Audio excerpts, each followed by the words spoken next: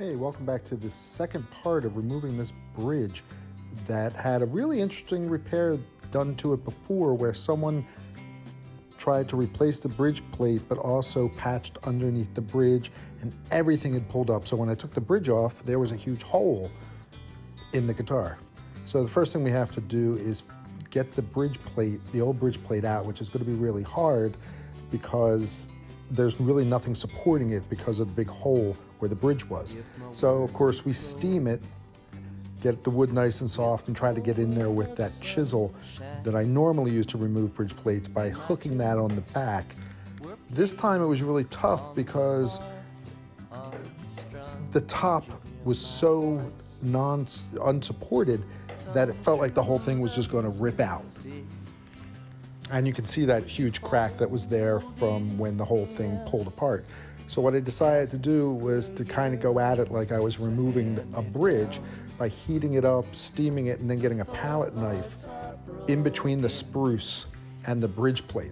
One of the reasons the bridge plate broke, the person who did it before ran it where they didn't use maple and the grain was running the wrong way, so it cracked really easily.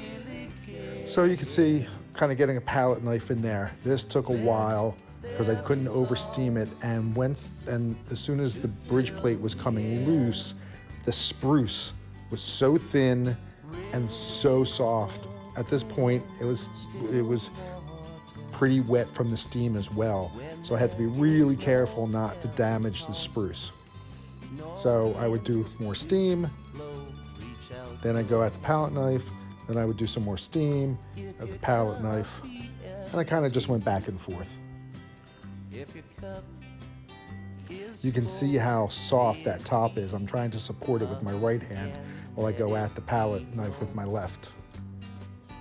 There is a fountain that was not made by the hands of men. So I'm just going to keep working that palette knife to eventually get to separate the bridge plate from the top. And then when it's all done, that spruce top is still very moist at this point and very unsupported. So what I'm going to end up doing is clamping it all down nice and flat so it'll dry as flat as possible.